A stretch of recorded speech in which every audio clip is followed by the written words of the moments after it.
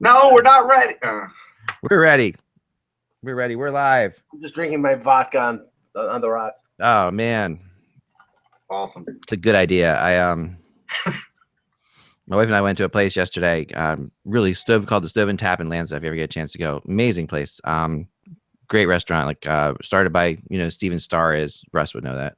Yeah, I've heard of him. Yep. Steven Starr is the restaurateur of Philly. Yep. And he's he started places like the Continental and Budokan in Philly, some great places. And he started stuffing. Stove and Tap, it's called. The first time I ever found out about Budokan was from Kim Janssen. He told me about Budokan. I had no idea what that place Players is. love Budokan. I know. I mean, if you want to go after a hockey game, you'll find players there almost every night. Oh, absolutely, yeah. That's the place. I was in there one time, and a whole bunch of them came in. Bill Barber had a table with a bunch of other people. Yeah, I mean, Budokan's it's an amazing restaurant, and there are pictures on the chairs in Budokan have photos on them of people, famous people in the city of Philadelphia, and our band's manager is on one of those chairs. Oh, okay. And so he got invited to the not the band, but your man. I never got on the chair. No, he was more famous for other bands he managed than us.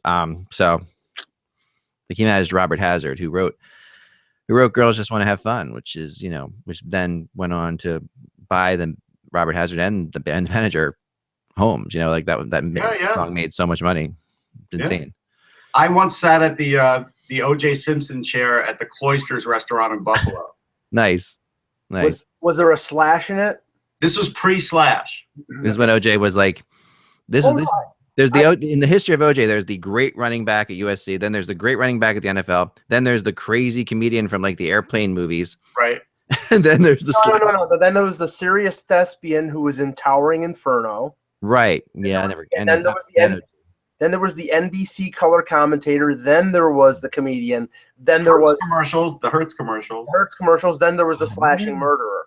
And the thing was, slashing murderer. He owned. Yeah, I always refer to him as he was a slashing running back. Then comes the slashing murderer. Yes, he owned a part of a sports bar near the Buffalo airport with a bunch of Buffalonians back in the early '90s, and when the Bills were in I think it was the AFC Championship game when they played Oakland, the entire NBC crew was there, and it was a Thursday night.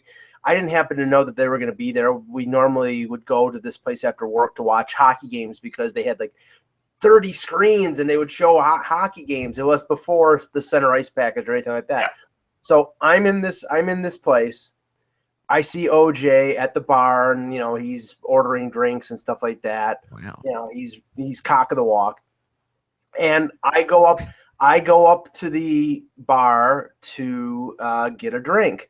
Right. And there is this gorgeous, statuesque blonde that's at the bar, and I say hello. She says hello back. I don't, I didn't have any, that was my come on line was hello.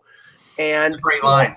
Great line. It usually works. And the thing was, about 15 seconds after I said hello and smile back, he comes by and grabs her by the arm. And only years later, after she had been murdered, that I realized it was Nicole Brown Simpson. Whoa, that's insane. That's a real brush with fame there. Yeah. I mean, that's the serious you're talking about. I mean, yeah, that's. If things broke right, Mike, you could have been Kato Caitlin, but you just weren't. No, Russ, don't kid yourself. Russ, if things would have broken right, I could have been Ron Goldman, and I would, and I would have. Right. Happened in Buffalo. I didn't want to go there, but okay. Mike could never be Kato Caitlin. Yeah, I've got Don't kid yourself. In my finger than Kato Caitlin has as an entire body. Oh man, sorry, Kato. That is so funny. Oh my gosh. All right. Let's move on. But actually, what's funny is I started this whole thing because my band is performing again in Philadelphia, and I'm not really supposed to be promoting it, or I don't like these worlds crossing too much. But some of the people have asked about it, so I'm going to say this one time and only on this. I'm not going to post it, tweet it, anything else. But it's January 6th at Philadelphia Teen Angel, and one of the shows is sold out, but the second show I think still has a few tickets left. So if you really are interested, which I don't imagine you would have any reason to be, because honestly, the kind of people who like that kind of music, with the exception of Mike, don't exist in the hockey world. But Mike actually, and even though Mike has never really seen my band, nor is he particularly a fan of the band, I've listened to the music on Spotify, and I like some of it. We are right in your wheelhouse for the other bands you like. Like we open for bands that Mike loves. Yes. Completely. So and if you want me to, I will drop a line to that person if you need to get them to that. Yeah, I tried. I know. So anyway, so yeah, so what I'm doing right now. Now I played I think 1 or 2 shows since I started doing this. So none in like 10 years. So trying to remember these songs is something else. It's like equating it to like if you misplaced a hard drive in your house somewhere and you're like, I know all that information is there somewhere, but I can't quite find that hard drive. That's what I'm going. You're like Hugh Grant in that movie making the comeback. Yes. Oh, yeah, this is just a one-time only. It's not a comeback. This is just a one music and lyrics, that bad movie? Yeah, this is for a friend of ours, Tin Angel. We played there 35 times or so. They love that place. It's going out of business. They asked us to come and play. So we're just doing a one-time thing. But it's yeah. So it's not a comeback. I'm not leaving hockey. Unfortunately, for those of you who don't like me. I'm not leaving hockey. Yes. So there you have it. All right, let's begin the show. But if you're interested, January 6th or whatever. I mean, it'll sell out within the next couple of days. So, but I don't say I didn't tell you about it. That's all. So anyway, there you have it. Okay, here we go.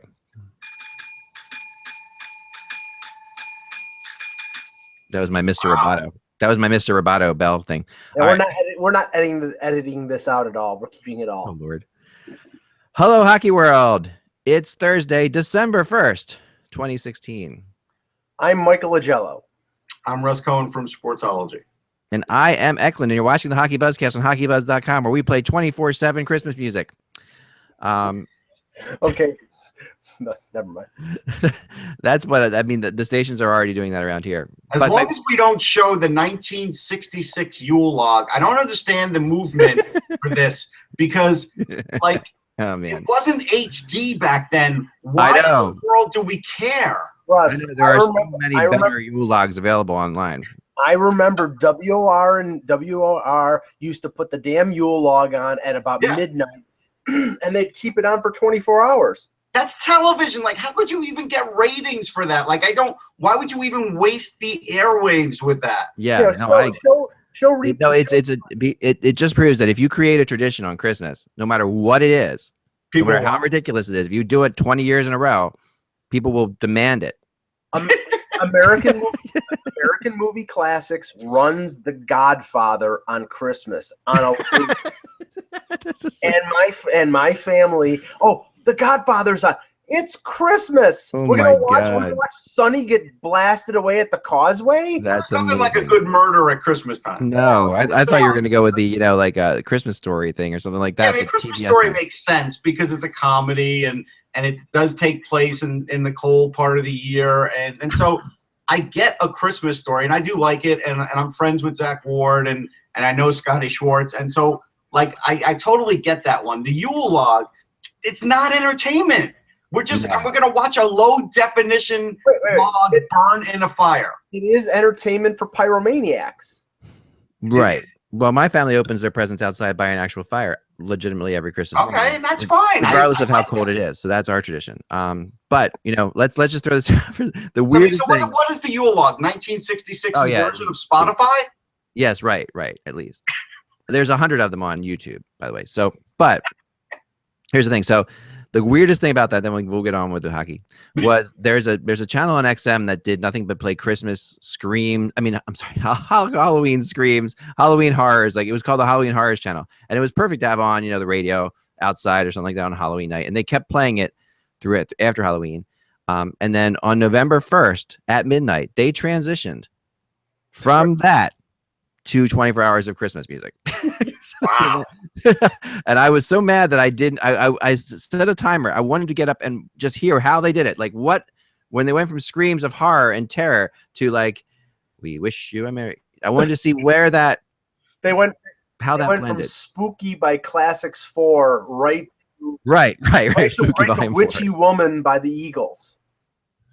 Yeah, it's the most wonderful time of the year by like, it was I don't know how they did it. Anyway, let's get on with hockey. And to start with, I really want to say that yesterday we talked about Pekka Rinne, and today Pekka Rinne has been named Player of the Month, which is kind of surprisingly, the first player in Preds franchise history to be named Player of the Month. That's a little crazy. That is weird. Isn't that weird? This is a team that's been around 25 years, right?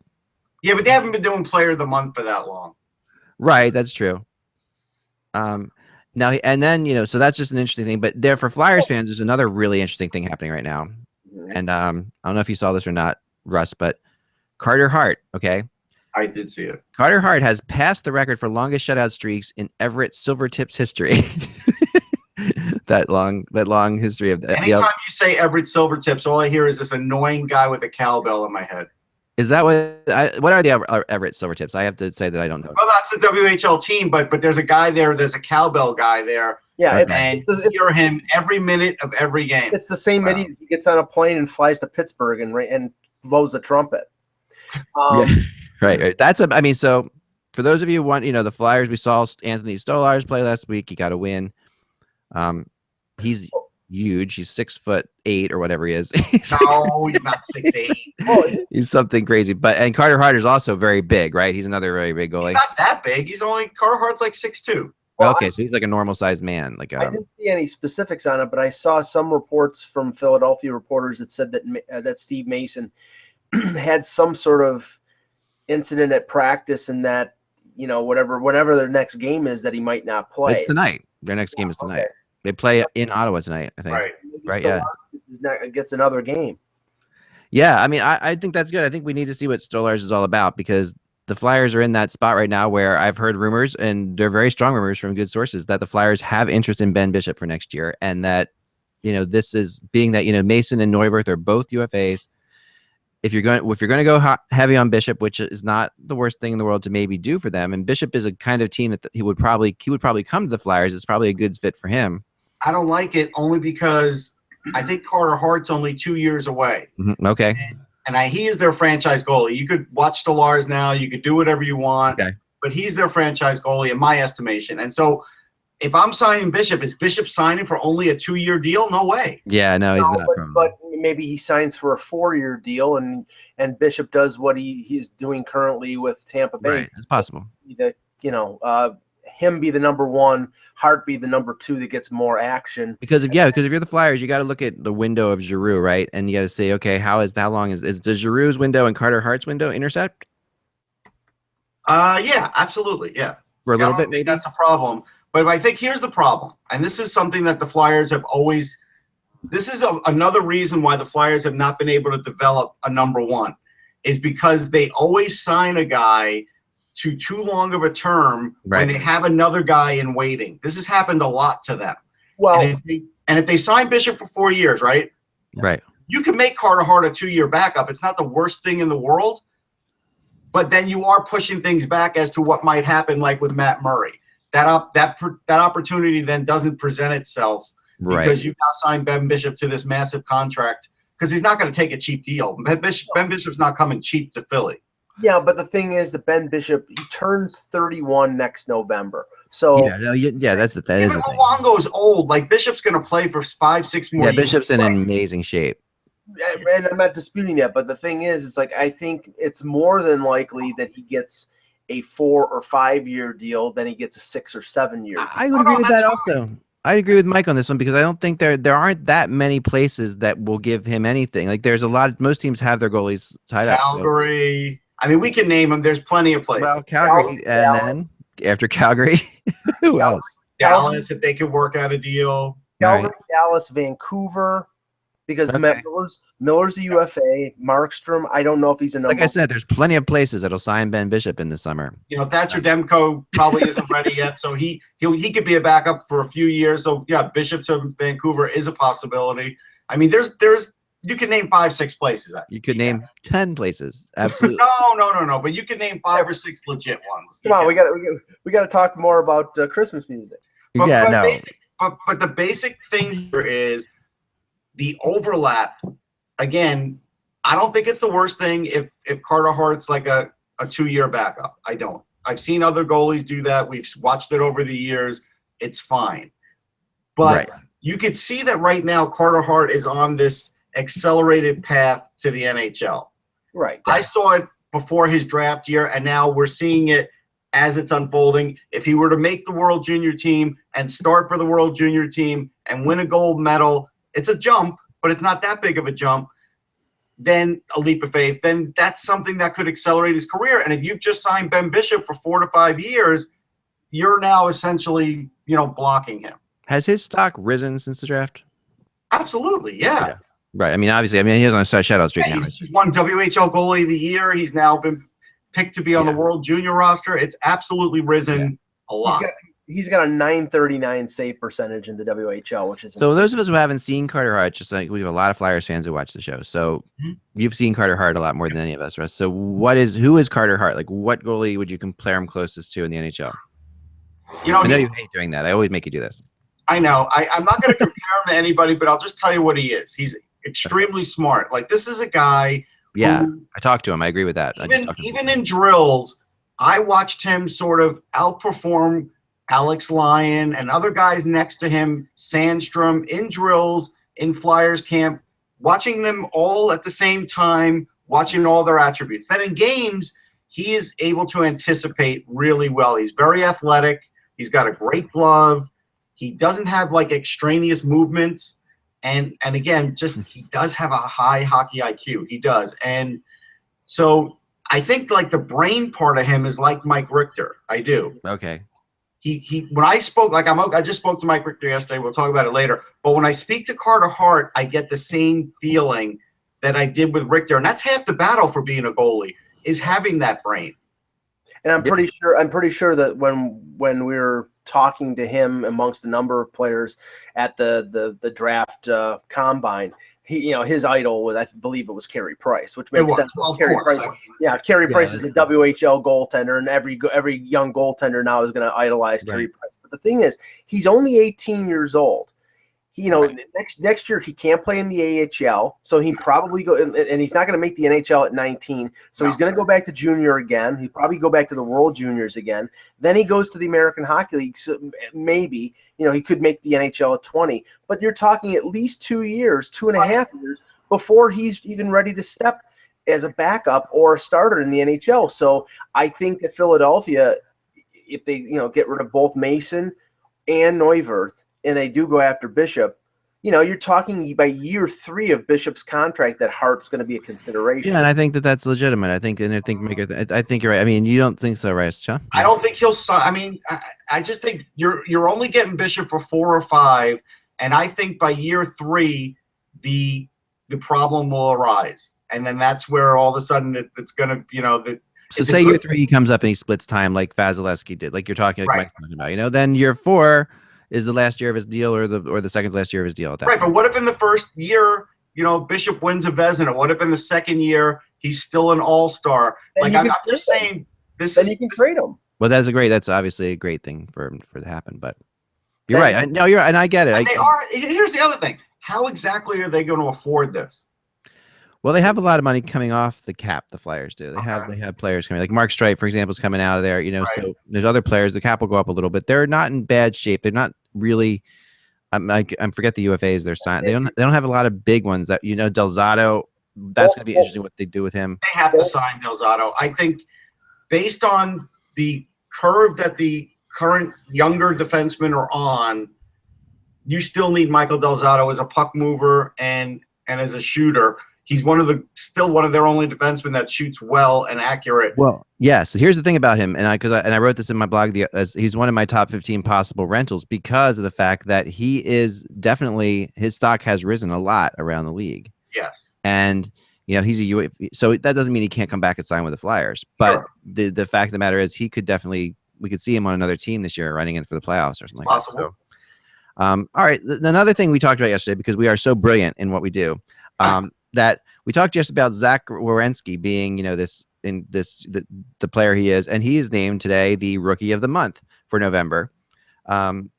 Pushing him again further into that Calder discussion like we talked about, and maybe even pushing Norris, I think Norris is crazy. That's interesting. It's not that crazy. I was with some writers yesterday, and I floated it, and they didn't bat an eye. And these were guys that had seen him play in college, had seen him play this year. Yeah. Did not bat an eye. thought that, yeah, you know what? So far, he has played at that level. Wow. I mean that, and I, that's a darn. I mean, I know they love him in Columbus, and we talked about that from the beginning of the year. But we knew, and you're right when you say he's the best goalie, best defenseman on that team, and they were saying that in Columbus in the beginning of the year as well before he even played. But man, to start pushing him into the best defenseman in the league. Well, he probably won't win the award because we're pretty sure Shea Weber is number one at the moment and probably won't relinquish it. But Carlson's probably number two. So I'm not saying he's winning it, but I'm just saying he'd be in the conversation. Yeah, for sure. And you know what? I mean, because I'm thinking back to like players who were nominated for a Norris Trophy and how close they were to being a rookie. The last one I think was, and he wasn't a rookie, but I think it was his second year. I believe was Dion Phaneuf. Dion Phaneuf was nominated for the Norris. That might be right. 20 goals, and it was like his second year. Most of the time after that, it's those guys who've paid their dues and finally, after years and years, have gotten through and gotten their nomination for the Norris. So if he does reach the top three, it's very unique. Yeah. No, it's really unique. I just think we're in an era where it's possible. I'm not saying it's it's possible. And this is if anyone. I mean, this is such a great kid. He's such a big leader. He's a captain of that team. It feels like it's only a matter of time before Werenski's wearing the C on the team. Yep. Because he exudes that kind of confidence wherever he plays. The Devils have recalled John Quenneville, who tonight will play in the NHL in his first game against the Chicago Blackhawks, who are coached by Joel Quenneville, who is not his dad, but is his uncle. Right. So he's seeing his nephew play, but that's kind of cool. I mean, that's a fun thing for the Devils to do. John's a good kid. He's a very likable guy on and off the ice. Teammates love him. He's got energy. He's got some speed. He's got some good moves. He's got pretty good size. Wouldn't shock me if he pops one in, but he's just a guy that has deserved it. Yeah, I agree. I love this, and I love the fact that the Devils are maybe, is it just coincidence he's playing against Chicago? I don't think so. I think it's the kind of thing that they want to make. Yeah. Why not have a little bit of drama in the NHL once in a while and do something? Yeah, it's nice to get a story. I mean, there is another story similar, but not for a rookie or anything, where Adam Clendening's playing for the Rangers for Kevin Klein tonight, and he's from Niagara Falls. The Rangers are playing Buffalo. Nice. So that's a nice story. Now, the bad part of this is for a guy that's really like a number 7 defenseman. He's been in 5 teams in 5 years. He's a pretty good puck mover, no question about it, and an okay skater. He is a possession metrics magnet. And so every analytics person who follows the Rangers and otherwise thinks, yeah, he should be in there, and Kevin Klein stinks, so it's good that he's getting scratched. And I'm thinking, when Kevin Klein gets put on Las Vegas because the Rangers don't take him, and maybe they keep Clendening, who knows, crazier things have happened. I think that would be a big mistake because I don't think Clendening's an everyday player. I just don't. And I'm not saying that it's right that he's been moved 5 teams to 5 years, because sometimes there's been those rare guys where teams just don't see it. But, the Blackhawks are one of them. Pittsburgh's one of them. Right. Good teams that Pittsburgh needed defenders when they had them. They were desperate. Oh, you're right. You're right. Absolutely. Russ, log out and log in, okay, for us, because someone's calling me from Hawaii. That's odd. Anyway, anyway. Yes, right. I thought you would like this, Mike. I'm just going to throw this out for you for a second. But what's Russ coming back? I saw this. This is we know that Pierre Maguire and Phil Kessel have a long running friendship that stretches back through the ages. Yes. They exchange Secret Santas every year. And this is from last night. So let me show you this. They were calling this the cold shoulder, the Phil Kessel cold shoulder. I like it, but here we go. So I know it's going to be a little bit of a mess, but I'm going to try it. Here we go. So, all right. So this is Pierre looking at Phil and Phil looking away. Nice. Gotta love it. How's your breath, Phil?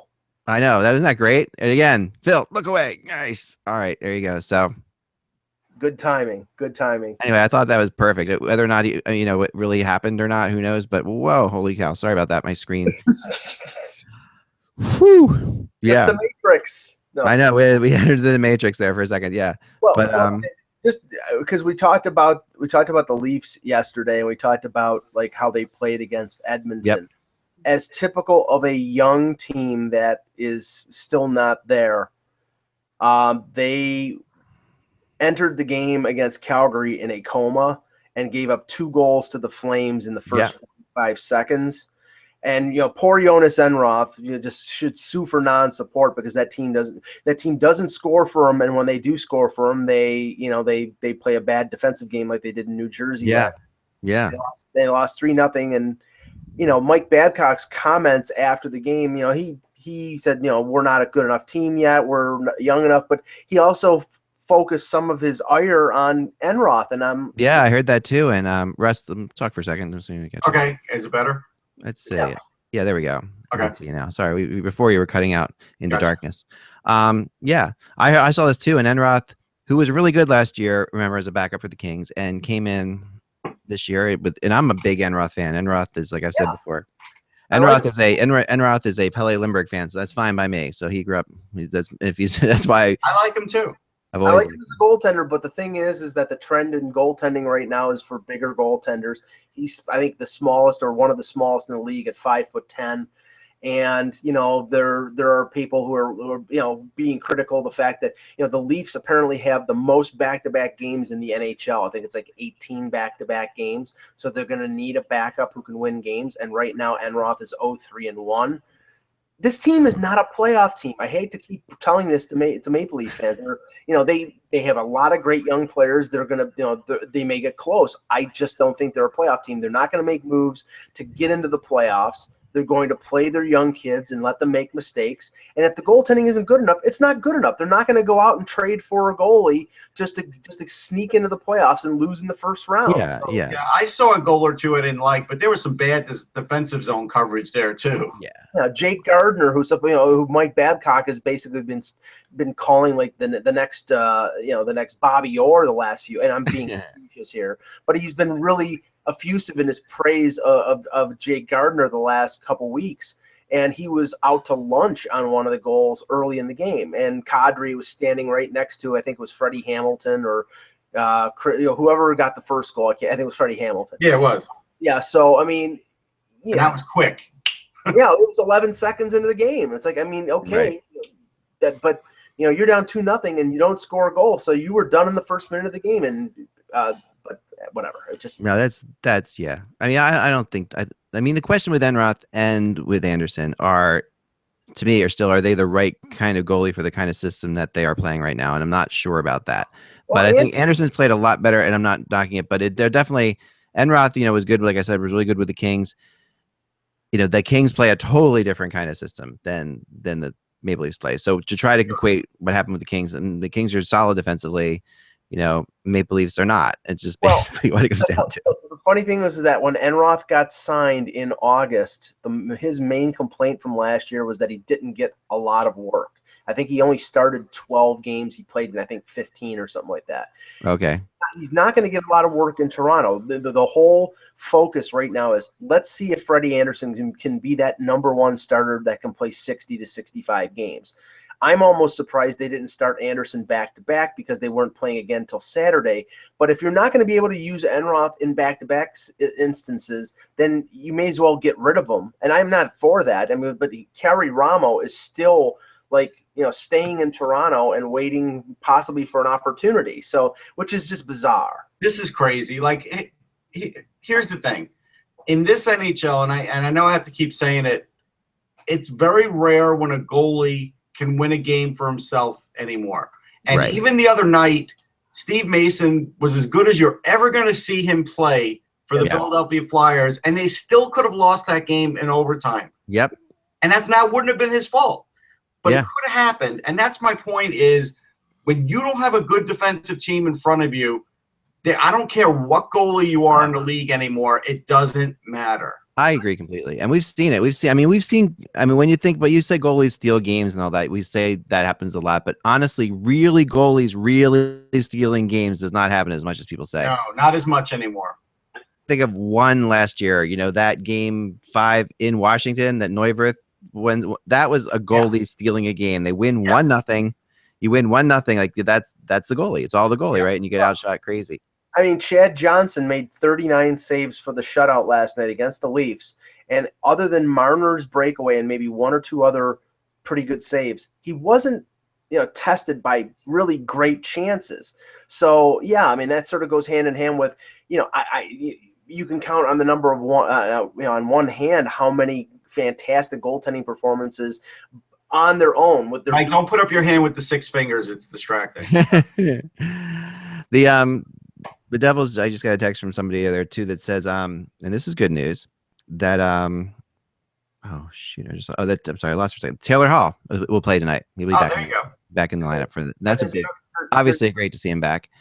There's another rookie debut. Jakub Vrana is going to play for the Capitals. He just got called. I'm very happy about that. I've been pushing him for a while, and we just had Ross Mahoney on our show like a week ago. We talked about him. I knew he was close, like he had to be, and he was dying over the summer. Like the kid basically told me, I think I'm ready. I'm ready for any kind of challenge.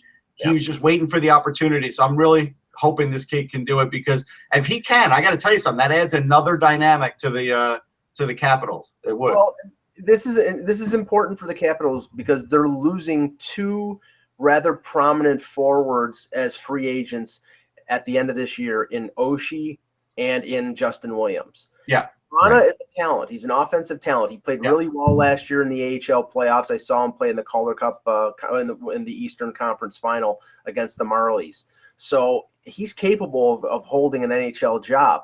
There's a determination that they have to make of whether he's ready next year.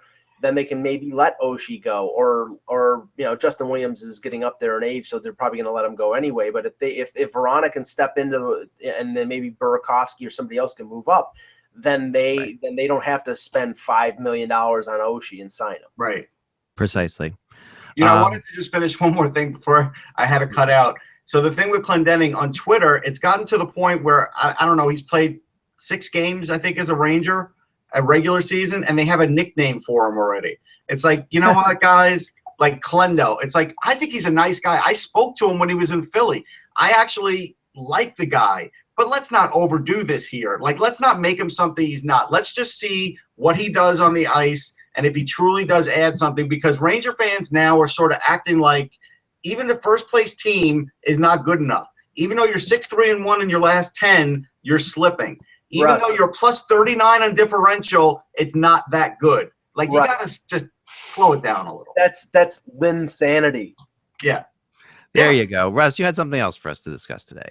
Yeah, the 2016 U.S. Hockey Hall of Fame was they had the ceremonies yesterday in Philly. And, well, I didn't stay for the ceremonies. I was there for some interviews and watched some guys get their plaques. And it was pretty great. The key thing was the 96 World Cup team. That was the key thing. And we all remember the 96 World Cup actually was played here in Philly. It was then the Core Estate Center.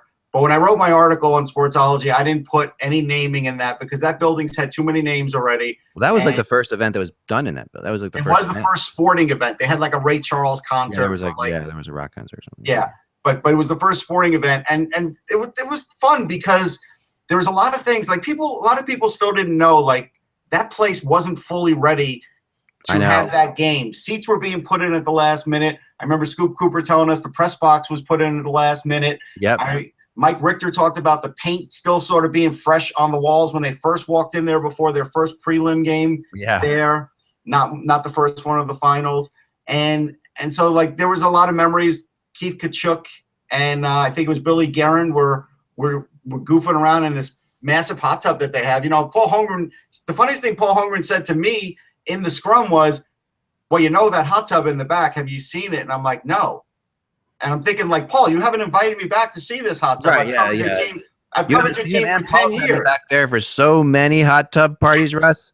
You must not be liked as much as I am. I've covered them for 10 years or more. I haven't seen the hot tub. I've seen you don't know. But me, Lauren Hart, Paul Holmgren, we're all back there having fun.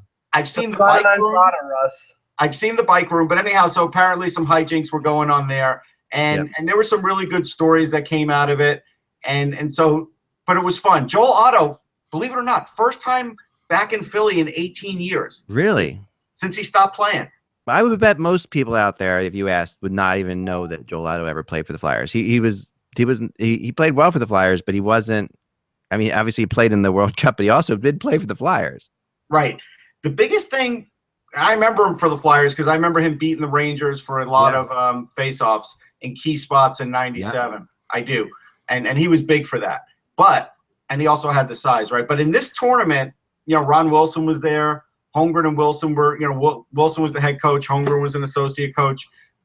They were talking and goofing around, and it was great. But Wilson talked about one key strategy. He, knowing that Eric Lindros, the newest Flyer at the time, great Flyer at the, really at the peak of his career, and stayed that way for a while, for a little while past that. He was facing off against Otto, and basically Otto was told, hey, you know what? Wilson basically told him, just cross-check him. Cross-check Lindros, see what happens. And then all hell broke loose, and that was a message that Team USA wanted to send, like, hey, we are not the old Team USA that you guys used to be able to run roughshod against. This is different now. And that was funny because remember, Lindros hadn't played much in the NHL yet, honestly, had he? Or no, I think, he – couple years. He was drafted in '91, missed 90. Yeah, he had played 4 years. Okay, right. I'm sorry. I'm thinking of the Canada Cup before. He played in the Canada Cup before. Yeah. Played in the NHL. Yeah. But then the typical strategy on Lindros was not to do that. That not to wake him up. And he played. Lindros was one of the best players for Team Canada in the. But Lindros backed up and said, like, what the hell? Like, he was shocked that Otto, his teammate, did that. Teammate would do that. Yeah. Yeah, really interesting. He went cuckoo for Cocoa Puffs. That's right. That was a good thing, and there was a lot of '96 talk, and Leach was there, Richter was there, and so that part was great. But there's also some other stuff, like Mark Howe was there, right? Right. I haven't written this article yet, but we kind of forget, and even in my mind, I forget that Mark Howe is an American. Yeah, I know. Because he won the Lester Patrick Trophy. Yeah, award. It's very strange. It does obviously. We don't think of him as an American, but he is. Well, he kind of, when he was at his point though, right? That was when, you really didn't see that many pro. Did he play in the Canada Cup for America? No, he played in the '72 Olympics as a 16-year-old. Right. I remember that. He won a silver medal, I think it was. Silver medal, yes. Right. But he never played in the Canada Cup for the Americans. No. The funny thing is, I remember Mark Howe more as a Hartford Whaler than I do as a Flyer. Okay, and that's fair. I mean, I remember him as both. Yeah. But the interesting thing about Mark Howe was, when you start talking about the rise of American hockey or hockey in America, he basically, like, I asked him about playing against American players, and he said they weren't great at the beginning. He would play for some of these teams, but as things went on, things got better. But he talked about his junior career, and I've never heard Mark Howe talk about his junior career, so I'll be writing about it. And I found it interesting because it was a long time ago. And it really does show you how far, U.S. hockey's come. But then, Brian Leach made maybe the funniest comment of the night, because I asked him, I said, hey, for that '96 team, did anybody from like the White House or a vice president or any high-ranking official call you about the win? And he laughed. And I'll give you the quote, because it was typical Brian Leach. And here it comes. No, he goes, no, nothing like that. It was still hockey in the U.S., and it's summer hockey too, a double whammy. Yeah, right. But he did talk about winning in Montreal, how big that was, and that.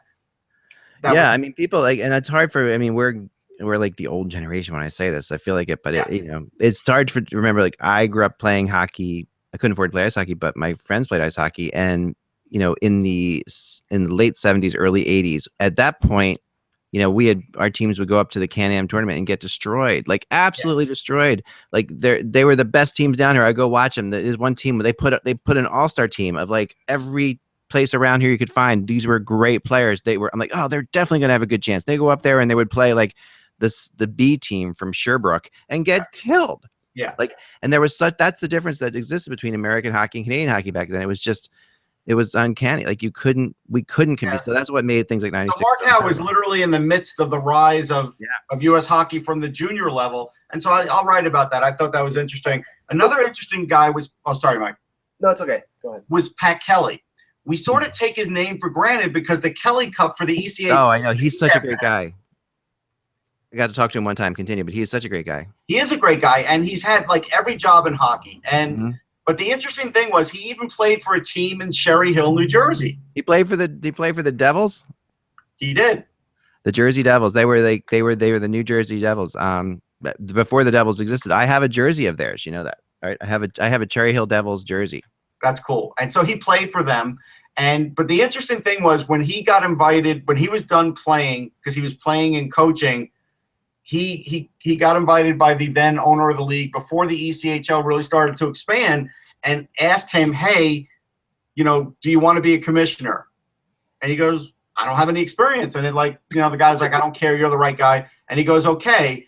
But then what would happen is, hey, if it was, look, he would be running operations for the arena too. Because even Kelly said, well, what you're paying me for commissioner to move my family isn't really enough. And he goes, well, you'll be the operations guy of the arena too. Have you ever done that? And he goes, no. But he goes, well, you've never been commissioner either. So that was the whole thing, but it worked out. But he even said, now this is funny.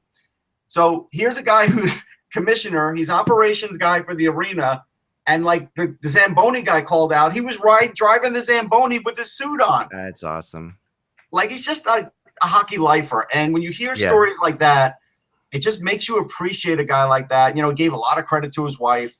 It was really nice. Craig Janney was there. We sort of take Craig Janney for granted, right? Because really we do. You're right. Janney is sort of forgotten about in that whole world. He would be a bajillionaire in this era. Oh, I know. Score the way he scored. It's kind of swallowed up with Oates. I always thought it feels like Oates just took over so much of his spotlight. Yeah. Well, what killed him really was the trade from Boston to St. Right. Because he was very effective. I remember when it was right after the one Olympics when it was Janney and Bob Joyce. Bob Joyce was Team Canada and Janney from Team USA. They come in and they go right away on the Bruins with Cam Neely on their number one line. Right. And they were phenomenal. And that team with, I think it was Andy Mogan, Reggie Lemelin in goal, they got to the Stanley Cup final, I think, a couple times. So, it was really, really what killed him was the trade from Boston to St. Louis. And then he I think he still had good years, but he didn't have the spotlight and he didn't have the protection of a big tough guy like Neely because he was not a physical player at all. No, but he was a really talented, skilled guy who could score. And so the interesting story, the backstory with him is that he grew up with Brian Leach. He grew up playing against Leach and eventually playing on teams with Leach because they're both from Connecticut. And so that's, and the funny thing is he said when they would play in the local high school tournament and then after that, the all-star tournaments, there was a better guy than them. Really? But he said the guy just didn't, get better. He peaked out at that level and never improved. Wow. When they all made the next jump. But he said there was a guy better than me in league. And that's a story we got to dig out who that guy is. I didn't know Alexander Daig was from Connecticut. Yeah. I put it on Instagram a while ago, but just this is my Jersey Devils jersey. Nice. So you can see, that was the look, and that was the team played in Cherry Hill, which is my hometown. Yeah. And then his funny thing is that the Centrum, they played in the Centrum, it was called, and it was the first place I ever skated as a kid. I never saw a Devils game, but other people play, like Bernie Perron played for that team briefly. Van Beesbrook played for that team even. I think right at the end. But yeah, that was such a interesting, and then that turned into a Kmart. I remember that whole thing. It was it was literally the most sad thing in the world for me. The hockey arena is being turned into a Kmart. Yeah, that is kind of sad, but it was depressing. But this was a fun event. This was one of those things. Great. I can't wait. When your story comes out, make sure you let us know. And first story's up. Oh, okay. We'll go to sportsology.com and check it out. Sportsology.com. That one's about the arena. Then I'll put one up about the other guys and the other things because they all had a lot of interesting things to say and things that you shouldn't take for granted because even Janney was funny because I said to him, I said, hey, what do you think about the scoring being up in the NHL right now? And he goes, is it really up? And I'm like, yeah, it is. But nobody in the scrum would admit to it. And I'm like, well, I'll tell you, it is up. I know it's up. No, it's definitely up. We've looked at the number, but it's weird that no one said that. He goes, well, good, because I'm happy because he goes, he didn't like the way the sort of the game was when it wasn't offensive. He thinks for the game to be most popular, it has to be offensive. But you could tell that there's a part of him that wishes he were playing now because defensemen can't hold. And he talked about that because back in his day, he was in the clutch and grab era. Oh, yeah. No, they're definitely. And there are lots. I mean, what Lindros and Leclerc would have done if the clutch and grab era was done. I mean, that would have been, if they were playing right now, it would be silly what numbers they would have put up. I mean, people were hanging over. Lindros and Leclerc would have people hanging on them every time they were in the zone. Oh yeah, I mean that was a standard play, was to pretty much So you had to do anything you can but get into the penalty box with them, just to show people too, like, so they don't think we're making too much out of Gianni. For Boston, 62 points, 62, 92, 87. For St. Louis, one year he was hurt. He only had 36 points in 25 games, but he had 106 points, 84 points. Then he got hurt. The next year was the lockout year. So he had 27 points in a shortened season. He had 106 points in 93, I believe. That was 93. Even in 1996, he had 82 points in 84 games So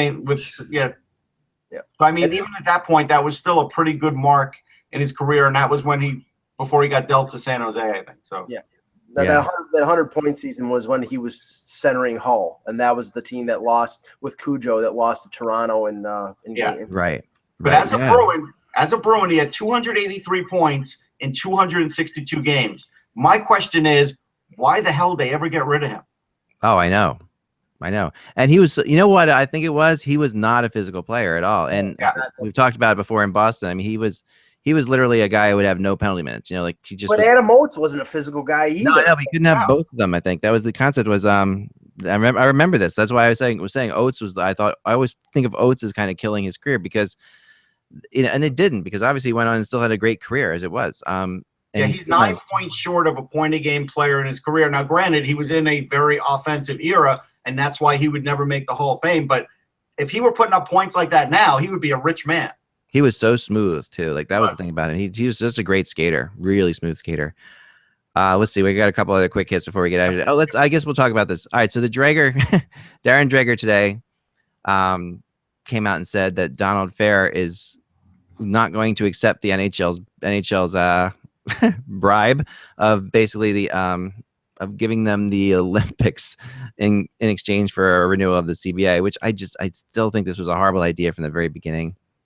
No, I think that the owners knew that the players are going to reject this. Maybe they thought there was an outside chance that they would accept it for spreading the game. But I think this, it's now going to be put on the player. Well, the players didn't want to go to the Olympics, so now we're not going to the Olympics. That's all this was. We said it a week ago. There was when Donald Fair said we're going to talk about this, I told you exactly what he would say. No, this is exactly what he said, and you're right, and I agreed with you, I think, what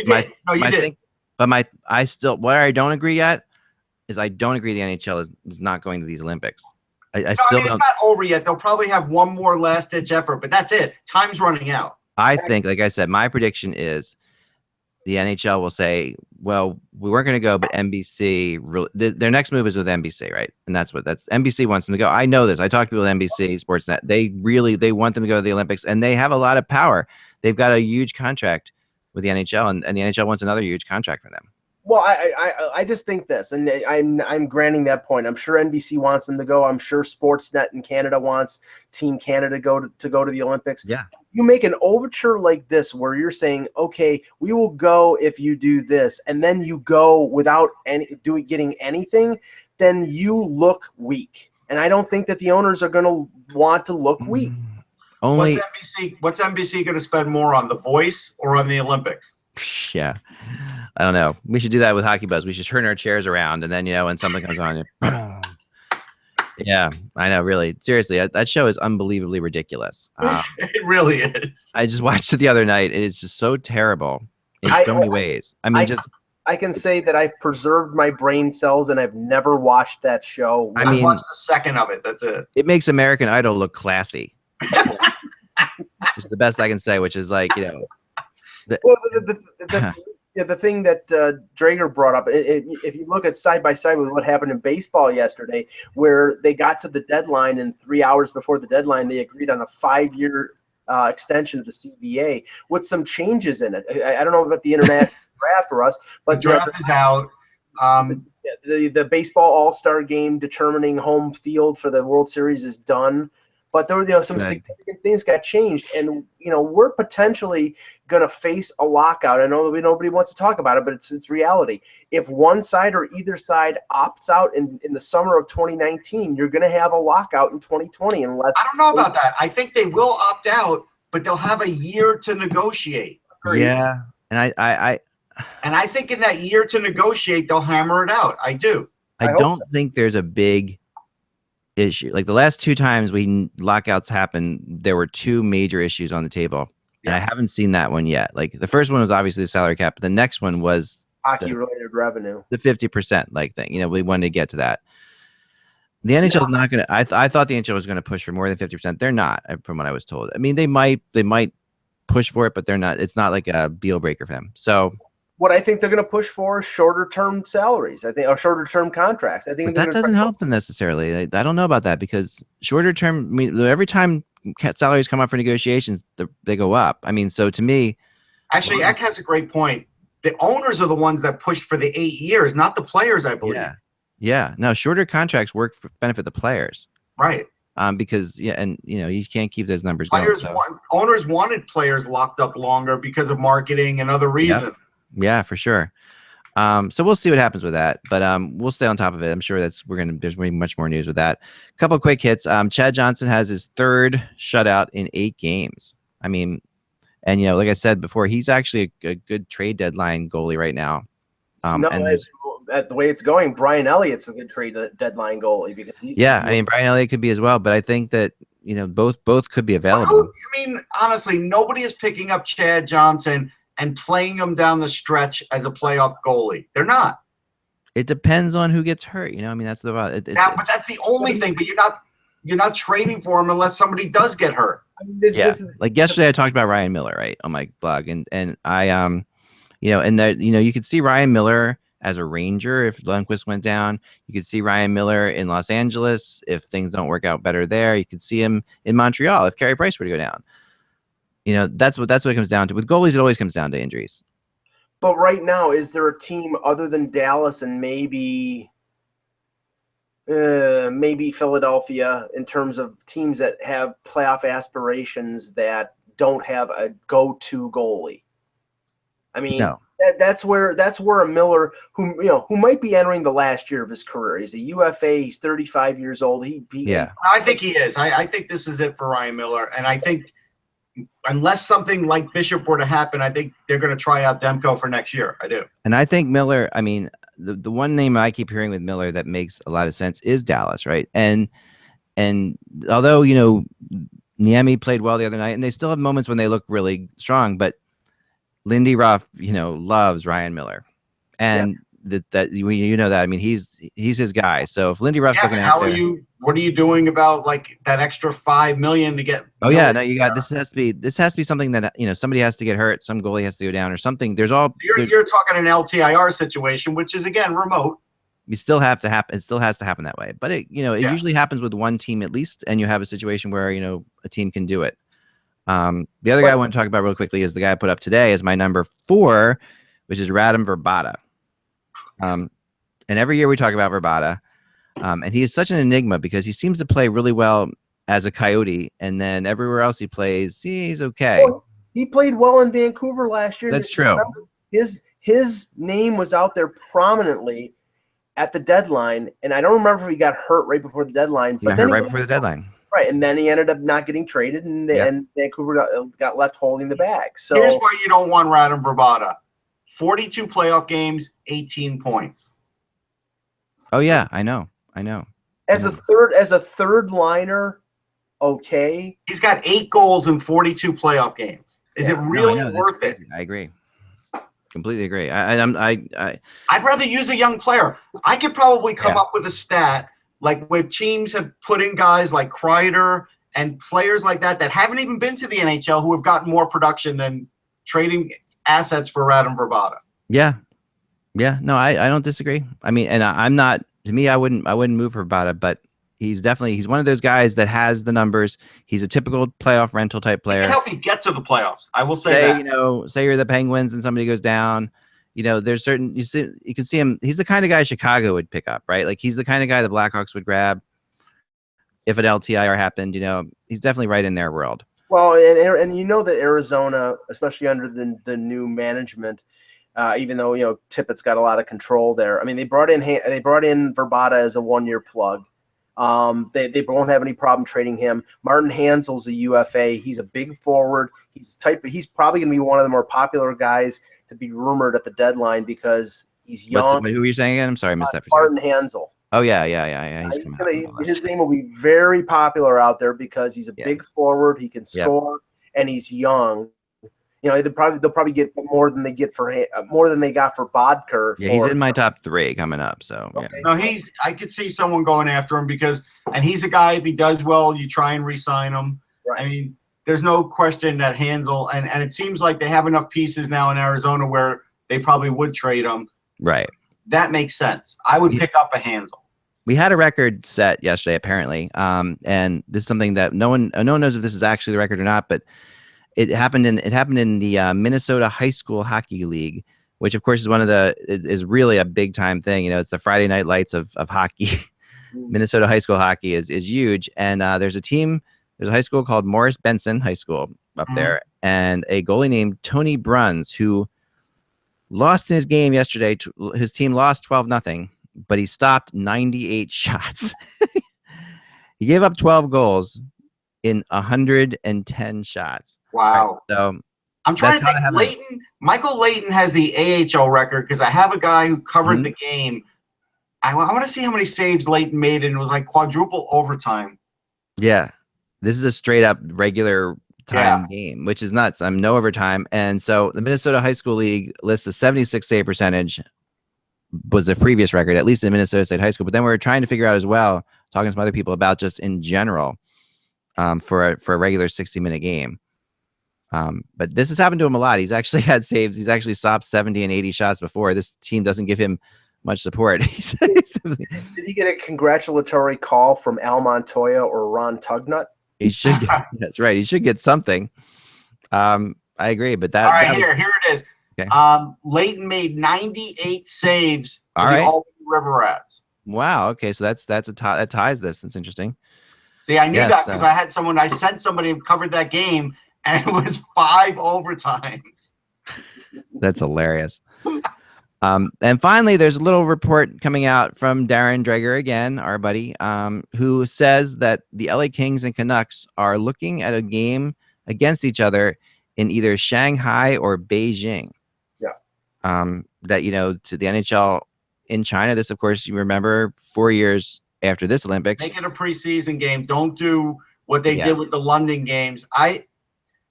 I'll tell you this. I don't know if people remember, but that was one of Jonathan Bernier's first NHL games, and I think it hurt him. I think rushing him into one of those London games was not a good thing for his career. I don't. Interesting. No, I what did they call those? The premier games back then? Right. The premier games. Yep. Wasn't it LA versus Anaheim or something like that? Wasn't it something?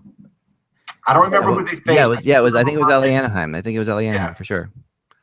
And then finally, 20 years ago today, this happened. I like to try to kind of fun things that happen. This is a good one. Mike, you'll remember this, and I showed the picture of this. This happened in your town.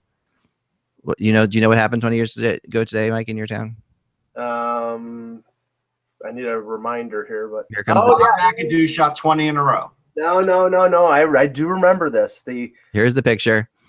This is the day the sky fell in Buffalo. They call it the day the day the video died. The video screen collapsed. Fortunately, in the middle of the day.